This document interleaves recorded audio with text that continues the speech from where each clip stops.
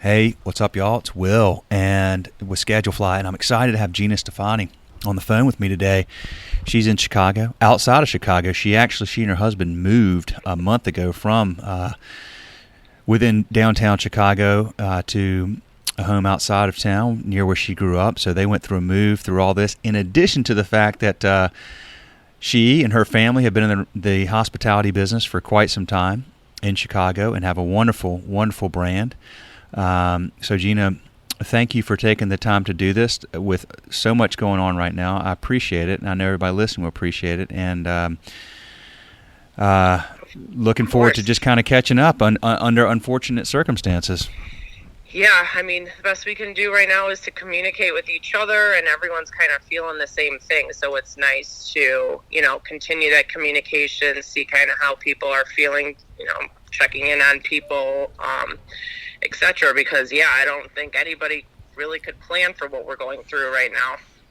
No, you certainly couldn't. And, well, let me ask you this, because it's been interesting getting perspectives from around the country and finding out sort of what's going on locally. So there in Chicago, how many places do you have?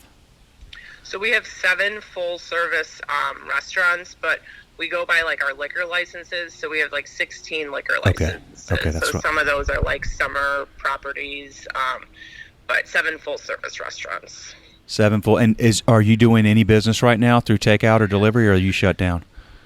So right now we've had one of our restaurants open throughout this whole time for delivery and takeout, and now we just opened 3 more in the past 2 weeks.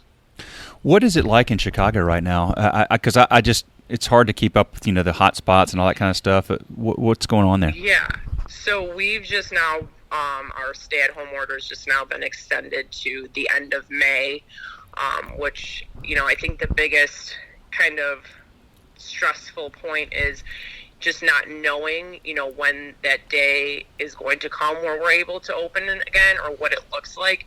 So it's been very hard to kind of plan for this. So it's kind of really live in the moment day by day of what we're doing. So currently, like I said, now we have 4 of our restaurants operating for delivery and takeout. And, it's, again, you're not doing it to make money. You want to keep, your name out there, as well as try to keep some employees on and feed the community. So we really, too, during this time, for a while, I think it was 3-4 weeks, most of our restaurants were shut down. So we kind of took that route to kind of feed first responders.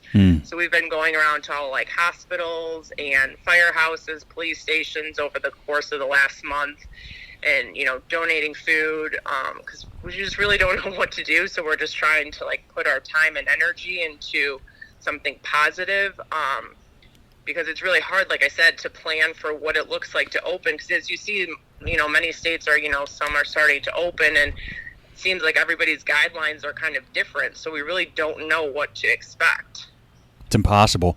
What I love so much, one of the things I love so much about restaurants, independently owned restaurants in particular, groups like yours, is you hit this thing, this kind of hits like a freight train out of nowhere. It's an existential threat. But your immediate response is, how do we help first responders? The hospitality thread that kind of winds through every story that we've been telling on this podcast since it started is so pure and true and meaningful and thoughtful. It is very inspiring, Gina. And I think the community, more and more people are starting to truly recognize how valuable what y'all do is for your community. I mean, when times are great and you can go out and go to your, you appreciate that for sure. But now seeing not only hey, will my favorite restaurant open again? I don't know. God, I sure hope so. What can I do to help? And then you find out that they're sitting there putting their, their health at risk and just taking all these monetary and physical risks of trying to help the people that are helping the people that, are suffering from this. It's an amazing thing that y'all do. And I just want to say that because it's so important that y'all hear that, I believe, because you're just arms deep in the middle of this mess all the time. And you need to know that many, many people really, truly appreciate what y'all are doing and are inspired by it. Thank you. And yeah, I mean, our direction comes from, my dad, Phil, who started this group, and actually April was going to be kind of our year of starting celebrations as a company's celebrating 40 years of being open. So it's kind of this like bittersweet, that my dad's still trying to keep that message of when he opened that front door of his first restaurant for the people to, give people an extension of their home to come in and feel welcome and show our appreciation. So, I mean, his mission, honestly, once this has happened, is fighting every day for all of our employees, who a lot of them have been in this company, from the beginning, and the first responders and anybody he could help. I mean, that's just how my dad's passion is, to help people, and that's the first thing he puts, first and foremost ahead of anything else. But yeah, I mean, our industry, it's funny too when people always say like, oh, you have like this glamorous job and you're working, like events and this, when in reality, like our industry is what people use for, celebrating all their special occasions. So when you have a birthday or an anniversary, or, you got a promotion or something, you go to a restaurant. And so to have nothing open, it's like this loss. And I just seriously lay in bed at night and just think of that day of like, which restaurant am I going to go to for the first time? And, but it's also, I don't think that when the doors do open, that it's going to be the industry that we remember for a while. And it's just scary because a lot of restaurants will not survive this. Yeah. It's impossible. And just kind of doing anything on our end that we can to kind of strategically think and plan for, kind of the worst and hope for the best. I don't know. Yeah, well, look, that's all you can do right now because there are so many unknown variables in all this.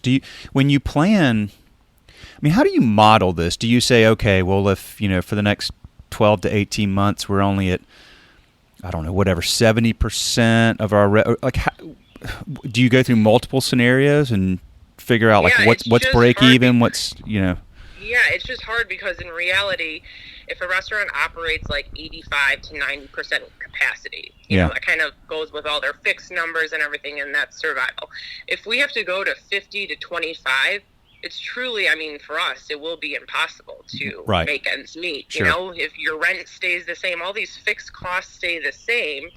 So it's very challenging then to say, okay, 25 to 50%, when we can't even guarantee that we will be able to be at that capacity, because we have no idea if people will come out right away, but you still have to bring on the staff. You still have to have the food. You still have to make sure, your lights are on, your cables on. So we really just don't know. We're kind of taking it day by day, and we'll open and we said we're going to have to just keep reassessing every week, every month, and kind of make adjustments as we go. But it's definitely scary, Like I said, the unknown is probably the scariest of everything. It's not like they're saying, guys, you just got to get through this, 6 months or whatever, and then everything will be fine. There's really no guarantee, unfortunately. No, there's not. And, everybody's going to have to ultimately share in that, I believe. So to think that landlords can continue to charge the same rent that was charged in a booming economy is probably a little short-sighted. So not just I'm not calling out everybody, all of you. Everybody's going to have to. Otherwise, because it's do you make less in rent or whatever the fixed cost may be, or do you make nothing? Because it's going to be, if the restaurant and your property closes, then all the vendors that are paid by you are hurt, and probably nobody's going to be opening in that space anytime real soon, I would imagine. So, right, that's exactly it. It's like this trickle effect that we might be the immediate person suffering, but down the line, it's going to hit every person in some way or the other. Yeah, second. It's also, I think, like the numbers are, 60% of the people currently unemployed are in the hospitality industry.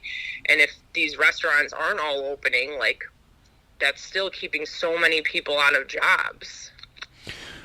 Well, let's talk about your team. How many people do y'all employ?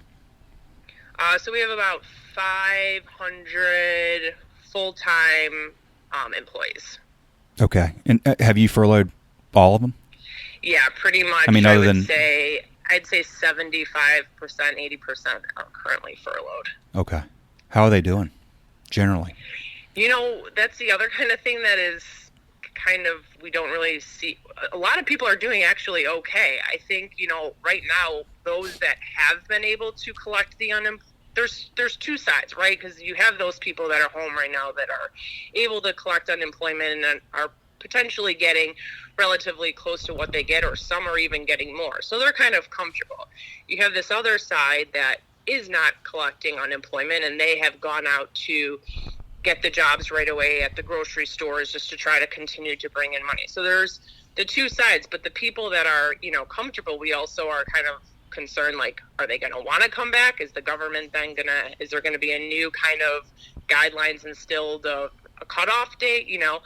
I don't know, but we've just, again, have tried to be available to all of our employees, whether it, has been feeding their families or any way we could help. But I thought there would be more kind of panic, but I can't really say I've seen that yet. But again, with time, I think everything, once they keep pushing it, this time around, we got a few more calls than the first time of the extension, Yeah.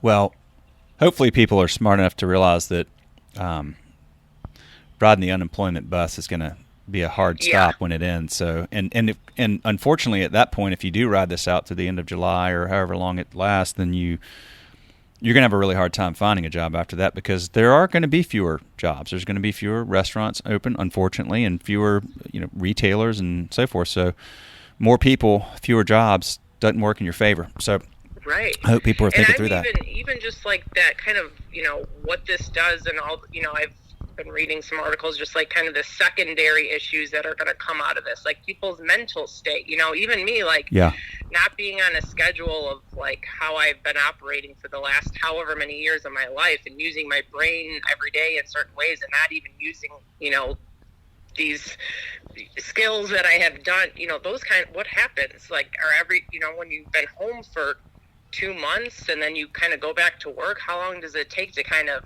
kick back into gear? I'm sure there's a lot of people that are in depression and not motivated. So I don't know. I just think, like there's going to be a lot of challenges that we're faced with. Oh, I think so, for sure. The mental health piece is huge. We've seen a lot of good uses of our platform through this. So people are like, we have some folks that are sending daily jokes out to their team, or things like that, through the message wall, through email and text and things like that, to kind of keep everybody engaged.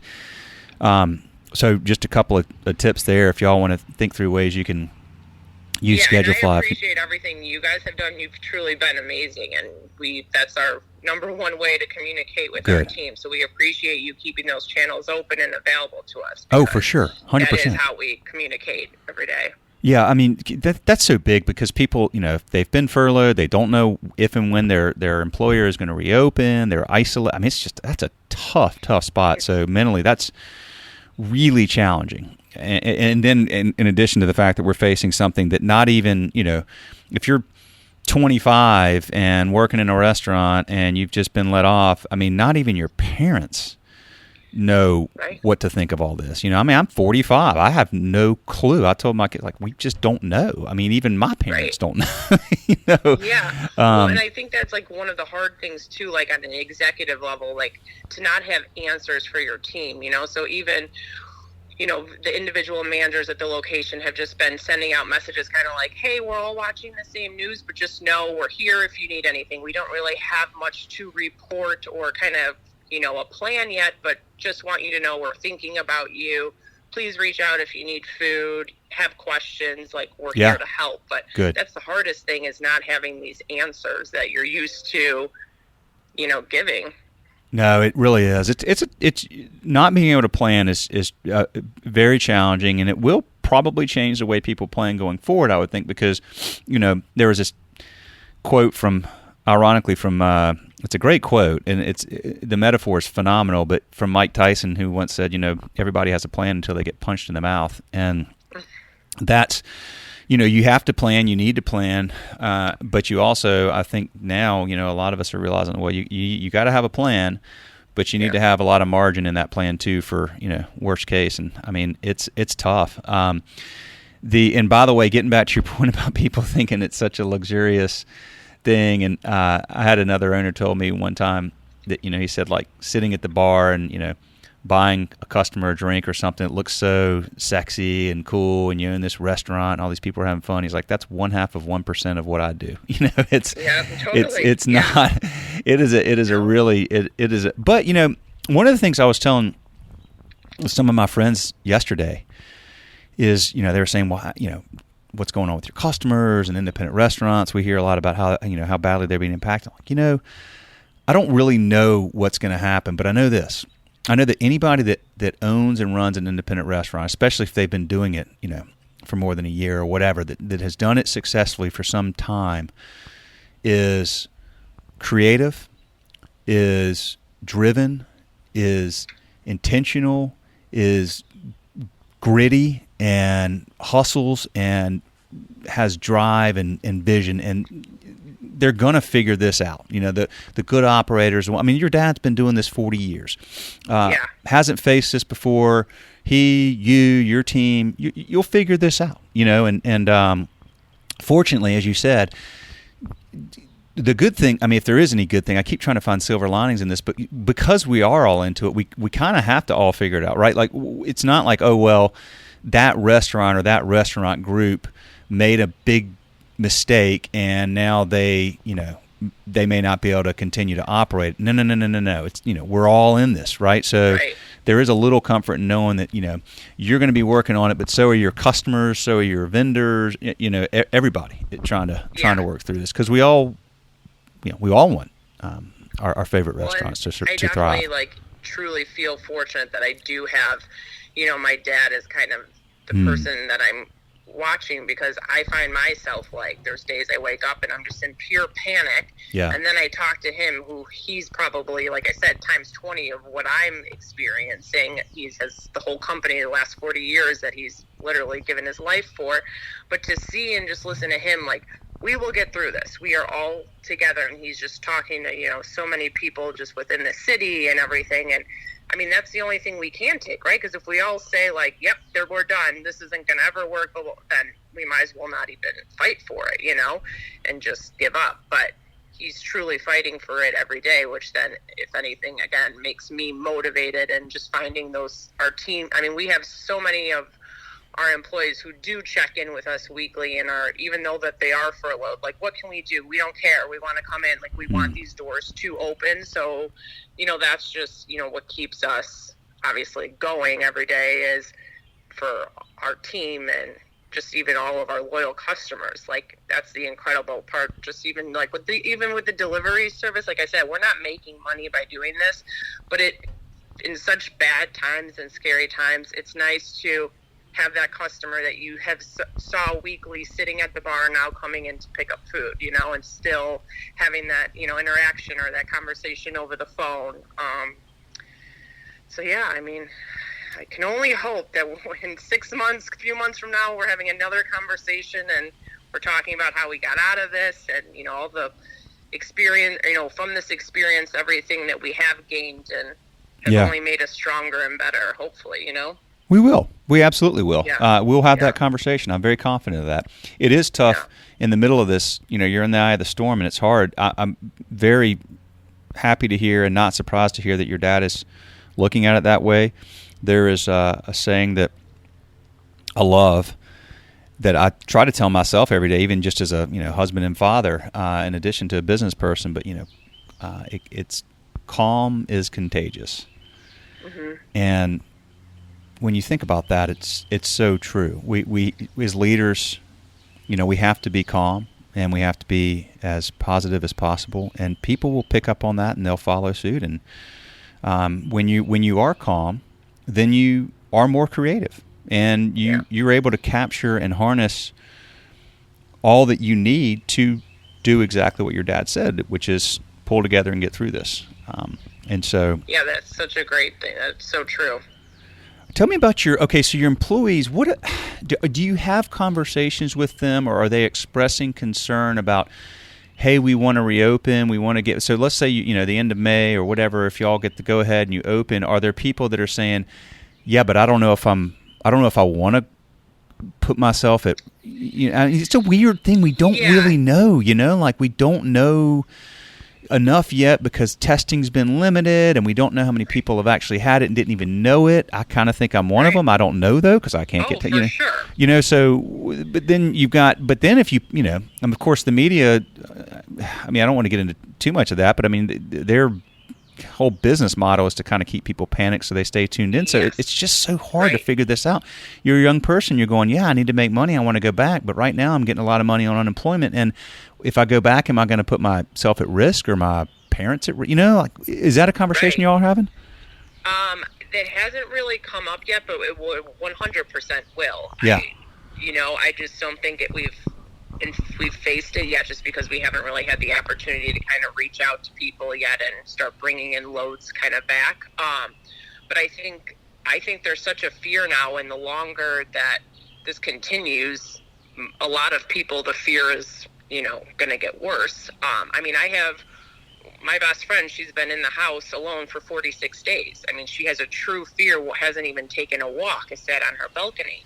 Oh, goodness. So there's going to be there's a lot of people like that where, like you said too, I think, it's hard when we are watching the same news, and you don't hear positive really on anything of people that have had it, that maybe, you're absolutely right, have it, don't even know that they have it, and they're okay. Those are more of the stories too that you want to hear in conjunction with, absolutely, there's heartbreak. And I can't even imagine people that are losing family members and not being able to say goodbye. That's true heartbreak. But I think you have to see the mix, or else we're never going to leave our homes again. And that's not a way of life either. It's just think of all the times that we are missing spending it with grandparents or parents or nieces and nephews, cousins, family.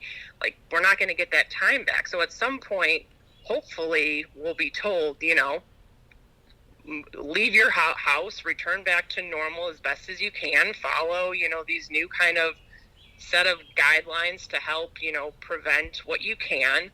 But that's the scary part. We have to, at some point, be normal. We can't live in fear forever. I don't know. No, you're right. Look, the purveyors of fear, unfortunately, benefit from a lot of carnage. If you think about, because we're wired that way. Like, you think about, okay, you're driving down the interstate, and there's this horrible wreck on the other side of the road, but your traffic pattern slows down a lot because people want to slow and see what's happening. And so it almost benefits, and I hope people will remember this, it almost benefits a lot of media sources to if people have to stay, and if restaurants do fail, because, look at this story about this restaurant that's been around forever and now they're and people pay attention to that. So I really hope that people will keep that in mind. I hope as leaders we can continue to tell that story, because we have, like you said, it needs to be a balance. There are people that are getting through this, and I'm not minimizing what's happening at all by any means, but we have to have a little balance there to know that there is that, and gosh, do we want to? I don't want to be cooped up for, I don't want to live in fear forever. It's not, what kind of life is that? So, and you also have to hope that one of the great things too, I keep, talking about here at home, is this is the first time in history that the entire world is trying to solve one problem. And not only are we trying to solve it, but we're highly connected. So connected physically, which is part of why this is spreading, but then connected technologically, which is why we can share ideas and pass information along that helps other people help solve this. So it's I'm betting on humanity here. I would never bet against America, and I will never bet against humanity when we're all facing this massive issue. We'll figure it out. Right. No, absolutely. it's crazy. Well, one more thing I want to ask you about. Did y'all do the PPP? Yes, we did, and even that,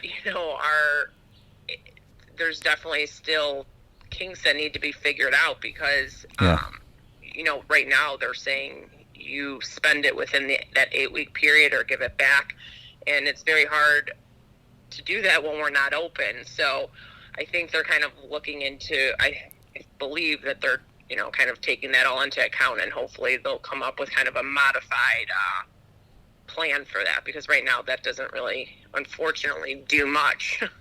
No, it's not well designed for restaurants that if you have to use it. But the point was to help people, to save jobs. But before they even got it done, everybody had already lost their job. And then now they're saying you can't open, but you got to. So it is tough, and you got to hope that they're going to figure that out and make some adjustments. Yeah, I hope that they figure that out because needs so, to be a better plan. Yeah. Well, did y'all? Was the process fairly smooth for you? Were you in early or? Yeah, for us, it was okay.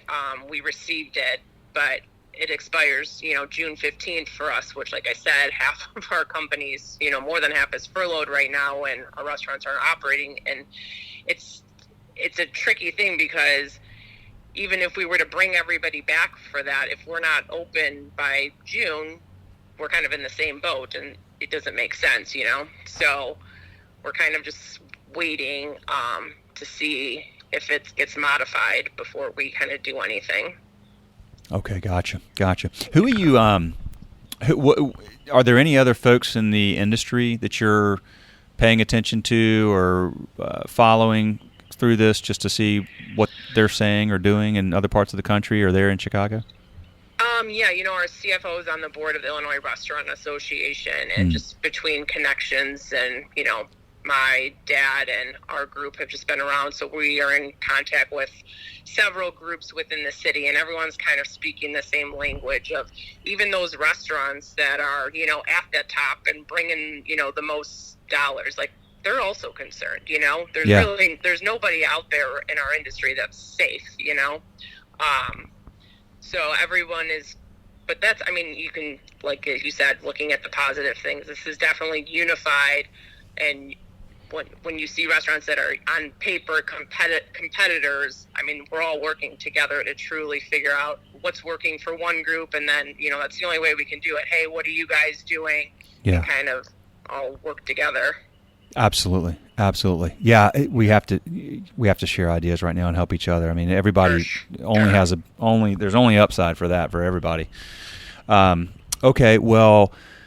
Last thing is, when you have a chance, no rush, but if you will, I'm asking everybody that's on the podcast to send me a pandemic selfie, which I'm putting on Instagram when I post the podcast episode. So text me something over when you have a chance, and we'll put it up. And I want to thank you again for the time. I want to encourage you to continue to stay positive, Gina, and we will, not anytime real soon, but maybe 10 years from now, we'll look back on this and be like, man, that was crazy, and have a small laugh about it. But in the meantime, if we can do anything for you, or if I can do anything for you, you know where I'm at, and I'm always happy to help. And thank you. I truly have appreciated everything. It's been truly amazing working with you, and just even you wanting to take the time to speak with me. Like, these relationships are, what's important right now. So thank you. It's what keeps us going. Yeah, absolutely. All right. Well, tell everybody hello. And like I said, I hope to talk to you again soon. You will. We'll keep this conversation going. We'll check back in after, a few months after you get reopened and you kind of are able to, get your head above water. We'll check back in and see what's going on. All right. Thanks, Will. I appreciate it. You too, Gina. Take care. Okay. Thanks. Bye. Bye.